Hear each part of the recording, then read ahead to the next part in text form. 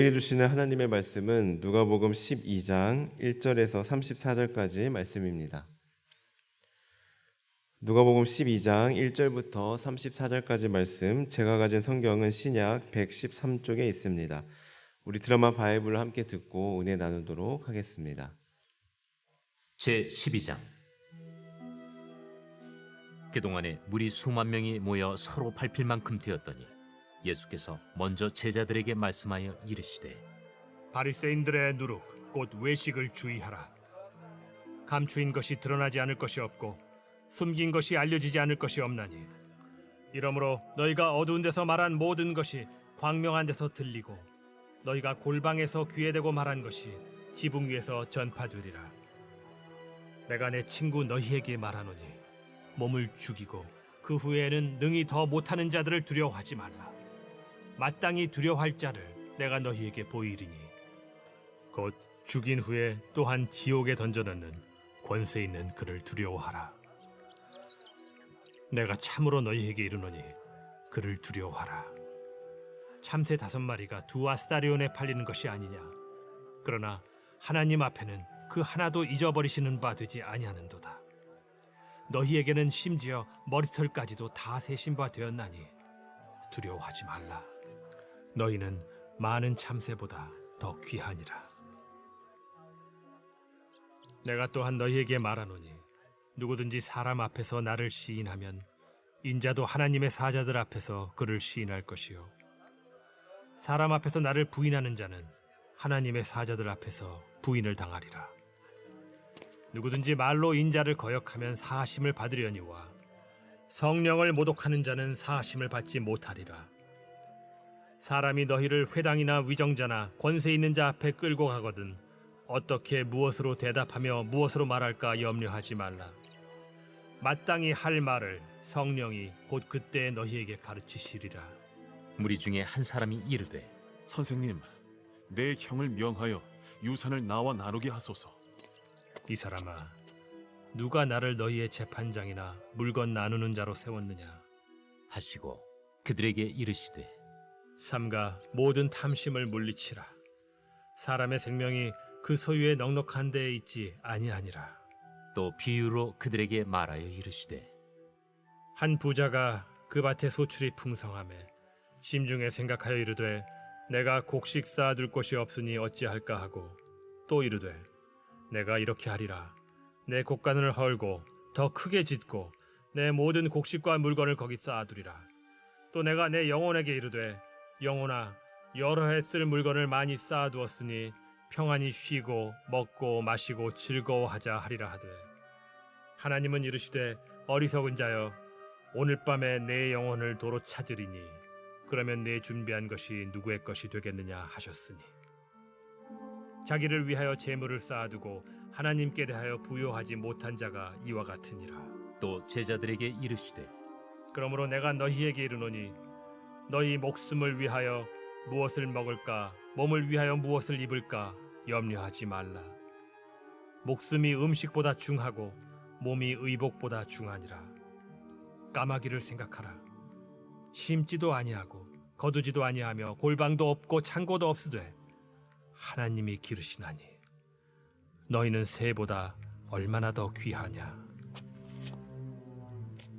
또 너희 중에 누가 염려함으로 그 키를 한 자라도 더할 수 있느냐. 그런즉 가장 작은 일도 하지 못하면서 어찌 다른 일들을 염려하느냐. 백합화를 생각하여 보라. 실도 만들지 않고 짜지도 아니하느니라. 그러나 내가 너희에게 말하노니 솔로몬의 모든 영광으로도 입은 것이 이 꽃 하나만큼 훌륭하지 못하였느니라. 오늘 있다가 내일 아궁이에 던져지는 들풀도 하나님이 이렇게 입히시거든 하물며 너희일까 보냐. 믿음이 작은 자들아, 너희는 무엇을 먹을까 무엇을 마실까 하여 구하지 말며 근심하지도 말라. 이 모든 것은 세상 백성들이 구하는 것이라. 너희 아버지께서는 이런 것이 너희에게 있어야 할 것을 아시느니라. 다만 너희는 그의 나라를 구하라. 그리하면 이런 것들을 너희에게 더하시리라. 적은 무리여, 무서워 말라. 너희 아버지께서 그 나라를 너희에게 주시기를 기뻐하시느니라. 너희 소유를 팔아 구제하여 낡아지지 아니하는 배낭을 만들라. 곧 하늘에 둔 바 다함이 없는 보물이니 거기는 도둑도 가까이 하는 일이 없고 좀도 먹는 일이 없느니라. 너희 보물이 있는 곳에는 너희 마음도 있으리라. 아멘. 오늘은 13절부터 21절까지 말씀을 중심으로 함께 은혜를 나누도록 하겠습니다. 오늘 본문의 말씀은 재산 분배 문제를 가지고 온 사람에게 무엇이 참된 가치인지에 대해 예수님께서 가르쳐주고 계신 장면입니다. 13절을 보시면 무리 중에 한 사람이 예수님께 나와 선생님, 제 형더러 저에게 아버지의 유산을 나누어 주라고 일러 주십시오 하고 부탁합니다. 신명기 21장에 의하면 율법에서 재산의 상속은 형에게 우선권이 있는데 형이 3분의 2를 차지하고 동생은 3분의 1을 갖도록 규정하고 있습니다. 단 이때 이러한 법규에 따른 불공정한 분배에 있어서 랍비에게 소송을 제기할 수 있었는데요. 한마디로 지금 이 사람은 예수님을 랍비로 여기고 예수님의 명성과 권위를 이용하여 자신의 개인적인 재산 문제를 해결해 줄 것을 요청하고 있습니다. 그러자 예수님께서 뭐라고 말씀하십니까? 우리 14절과 15절 말씀 함께 읽어보겠습니다. 시작. 이르시되 이 사람아 누가 나를 너희의 재판장이나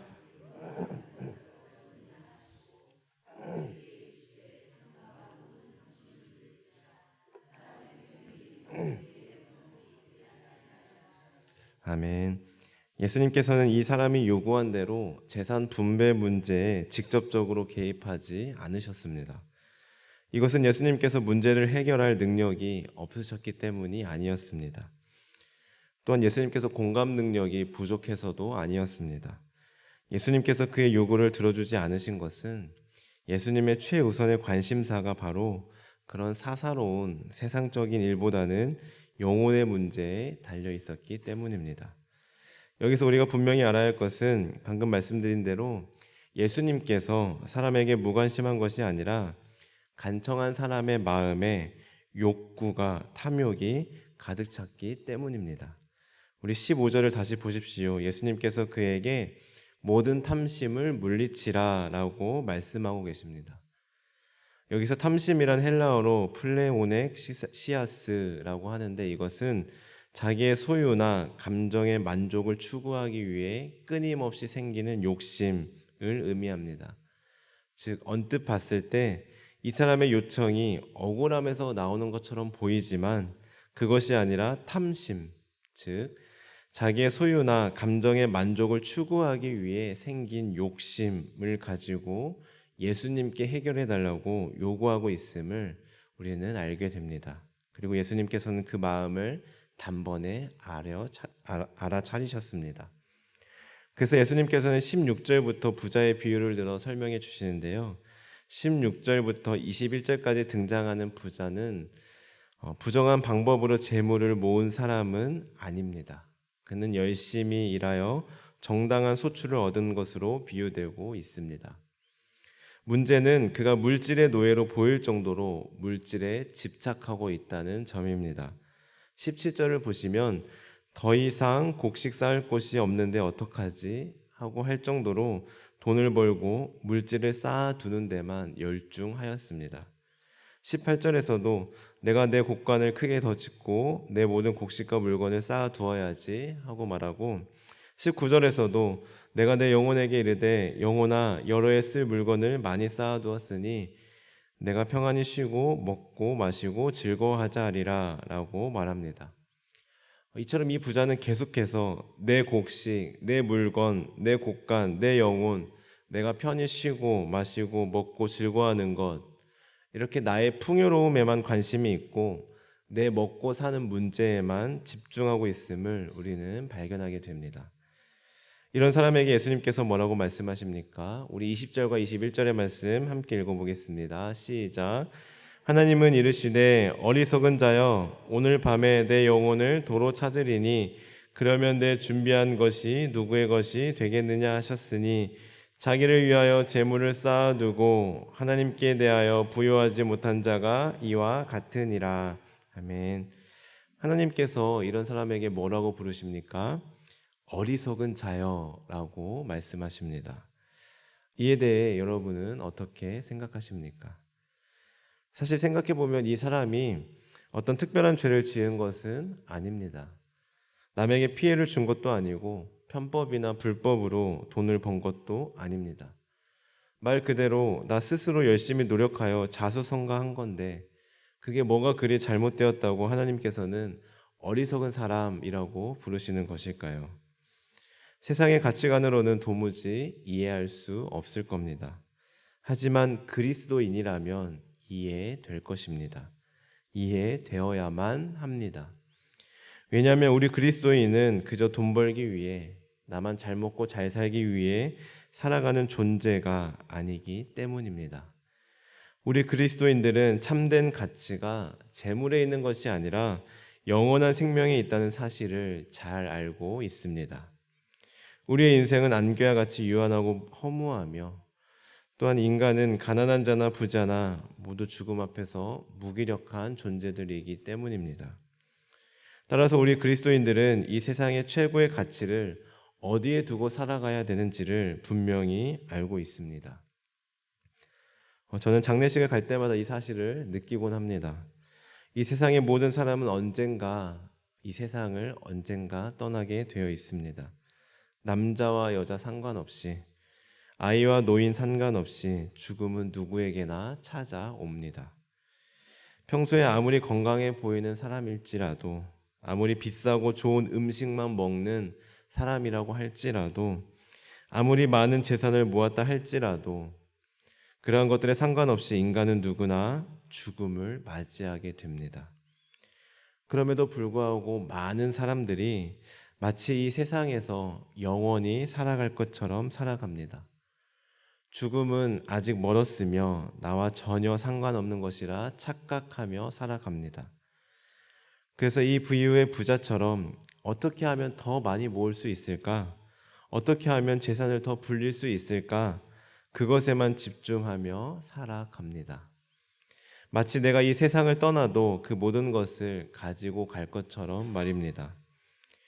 그래서 예수님께서는 이런 어리석은 사람들에게 이 세상에만 가치를 두고 유한한 물질을 의존할 때 맞게 되는 비참한 최후를 지적함으로써 삶의 방향을 영원한 것에 두도록 근본적인 해결점을 제시하고 계신 것입니다. 너 지금 나에게 요청하고 있는 것이 재산 분배, 형이 얼마 받고 네가 얼마 받고 그게 문제가 아니야 하면서 진짜 중요한 게 무엇인지를 이 사람에게 알려주고 계신 것입니다.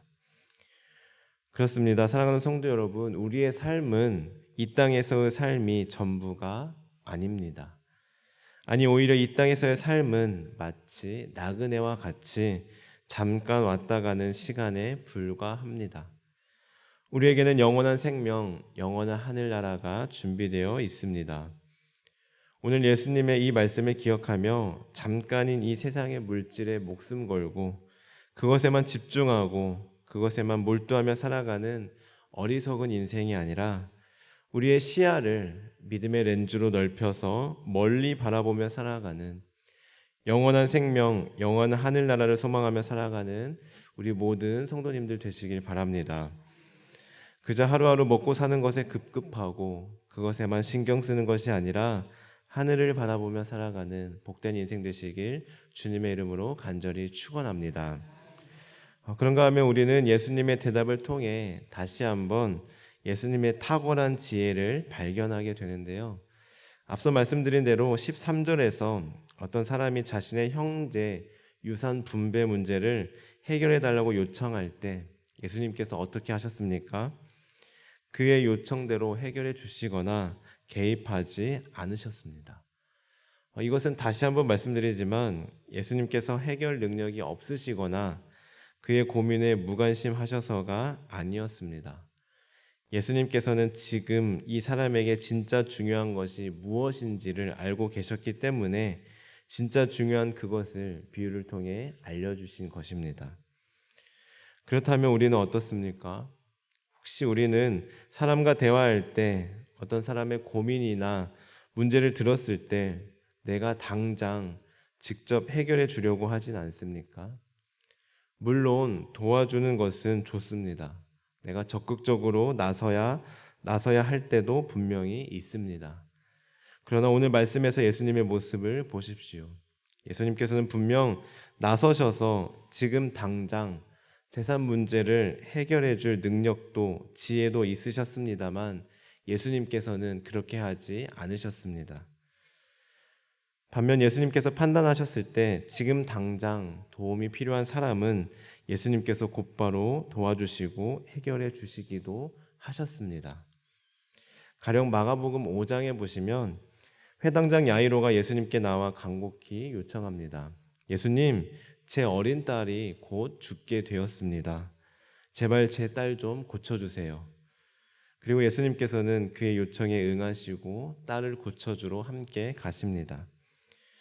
그런데 죽은 사람을 고쳐주러 가는 발걸음 치고는 왠지 여유가 있어 보였습니다. 더군다나 가는 도중에 혈루증을 앓던 여인이 예수님의 옷에 손을 대자 예수님께서 걸음을 멈추시기까지 하십니다. 그리고 그 여인의 병을 그 자리에서 고쳐 주셨습니다. 그런데 여러분 생각해 보십시오. 죽을 병에 걸린 사람과 혈루증을 앓는 사람, 그 둘 중에 어떤 병이 더 시급합니까? 당연히 죽을 병에 걸린 야이로의 딸이 더 시급하고 긴급합니다. 1분 1초가 시급한 상황입니다. 그런데 예수님께서는 그 걸음을 멈추시고 굳이 자신의 옷에 손을 댄 사람을 찾기까지 하십니다. 그리고 그 혈루증 여인을 먼저 고쳐 주십니다. 설령 혈루증 여인이 예수님의 옷을 만졌다 하더라도 지금 야이로의 딸이 죽게 되었으니 지나치고 빨리 가서 고쳐줘야 하지 않겠습니까? 그런데 예수님은 굳이 멈추셔서 내 옷을 만진 사람이 누구냐, 누가 내게 손을 대었느냐 물어보시고 굳이 옷을 만진 그 여인을 결국 찾아내서 딸아, 내 믿음이 너를 구원하였다 하고 친절하게 말씀까지 해주셨습니다. 이 상황이 야이로에게는 참 답답하고 그 혈루증 여인과 예수님이 원망스러울 것입니다. 아니나 다를까 야이로의 집에 도착했을 때 이미 그 딸은 죽은 상태였습니다. 많은 사람들이 울며 통곡하고 있었습니다. 그런데 그때 예수님께서 뭐라고 말씀하십니까? 이 아이는 죽은 것이 아니라 자는 것이다 라고 말씀하십니다. 그리고는 비웃는 사람들을 다 내쫓으신 다음에 그 다음에야 그 딸을 고쳐주시고 살려주셨습니다. 저는 오늘 이 말씀을 묵상하면서 하나님께 더욱 지혜를 구하게 되었습니다. 하나님, 제가 성도들을 대하고 상담하고 신방할 때마다 예수님과 같은 이런 지혜를 주십시오. 성도님들의 아픔과 문제, 고민을 들었을 때 지금 당장 내가 해결해 주려고 도와주는 것이 아니라 그 아픔과 문제 이면에 그 성도에게 지금 당장 진짜로 필요한 것이 무엇인지를 알려줄 수 있는, 그리고 깨달을 수 있도록 도와주고 조언해 줄 수 있는 지혜를 주십시오 하고 구하게 되었습니다. 사랑하는 성도 여러분, 우리 모두에게 예수님과 같은 이런 지혜가 있길 소원합니다. 그래서 앞으로 살아가면서 내가 만나는 사람들의 문제와 고민을 들었을 때 성령보다 앞서지 않고 주님 주시는 지혜로 말미암아 그 사람의 근본적인 문제와 진정한 해결 방안을 제시해 줄 수 있는 통찰력과 지혜와 분별력과 성령 충만함이 저와 여러분들에게 임하길 주님의 이름으로 간절히 축원합니다. 기도하시겠습니다. 하나님 감사합니다. 오늘 말씀을 통하여 예수님의 지혜를 깨닫게 하시니 감사합니다. 하나님, 저희들 이 세상을 살아갈 때 이 땅에서의 나그네와 같은 삶에 집착하지 않게 하시고 믿음의 시야를 넓혀 주셔서 영원한 것에 소망을 두고 널리 바라보며 살아가게 하옵소서. 또한 저희들 입술의 권세를 부어주시고 하늘의 지혜를 부어주셔서 예수님처럼 사람들과 대화할 때 그 사람에게 근본적으로 진짜 필요한 것이 무엇인지 깨달아 그것을 가르쳐주고 도와줄 수 있는 저희들 되게 하옵소서. 감사드리며 예수님의 이름으로 기도합니다. 아멘. 주님께서 가르치는 기도를 드리겠습니다. 하늘에 계신 우리 아버지, 아버지의 이름을 거룩하게 하시며 아버지의 나라가 오게 하시며 아버지의 뜻이 하늘에서와 같이 땅에서도 이루어지게 하소서. 오늘 우리에게 일용할 양식을 주시고 우리가 우리에게 잘못한 사람을 용서하여 준 것 같이 우리 죄를 용서하여 주시고 우리를 시험에 빠지지 않게 하시고 악에서 구하소서. 나라와 권능과 영광이 영원히 아버지의 것입니다. 아멘. 오늘 말씀을 기억하며 함께 기도하시겠습니다. 하나님, 저희들 오늘도 하늘을 바라보며 살아가게 하옵소서. 우리의 믿음의 시야를 넓혀 주옵소서. 또한 하늘의 지혜를 부어주셔서 오늘도 내가 만나는 사람마다 그 사람에게 진짜 필요한 것이 무엇인지 깨달아지게 하시고 지혜와 더불어 통찰력과 분별력과 성령 충만함을 더하여 주옵소서. 그리하여 오늘도 마땅히 기도할 바를 알게 하시고 이를 통해 모든 것을 합력하여 선을 이루시는 하나님을 경험하게 하옵소서. 계속해서 가정을 위해 기도하실 때 하나님을 주인으로 삼는 우리 가정 되게 하시고 부모님들의 영적 권위가 회복되게 하옵소서. 교회를 위해 기도하겠습니다. 복음의 사람 제자로 살게 하소서. 표어처럼 하나님 앞에 복음의 사람으로 온전히 세워져서 예수님처럼 생각하고 예수님처럼 말하고 예수님처럼 행동하는 예수님의 제자로 살게 하옵소서. 사회를 위하여서는 하나님을 거부하고 멀리하는 악한 세상을 긍휼히 여겨 주옵소서. 신천지, 하나님의 교회, 여호와의 증인 등 영혼을 병들게 하는 이단 종교가 근절되게 하옵소서. 나아가 우리 환우들을 위해, 우리의 기도가 필요한 분들을 위해, 그리고 개인적인 기도 제목을 놓고 기도하며 나아가겠습니다. 기도하시겠습니다. 하나님 감사합니다. 이 시간 저희들 하나님의 지혜를 구하며 나아갑니다. 이 시간 성령 충만함을 더하셔서 오늘도 마땅히 구할 바를 이 시간 알게 하여 주옵소서. 깨달아지게 도와주옵소서. 하나님, 저희들 우리의 믿음의 시야가 더욱더 넓어지기를 원합니다.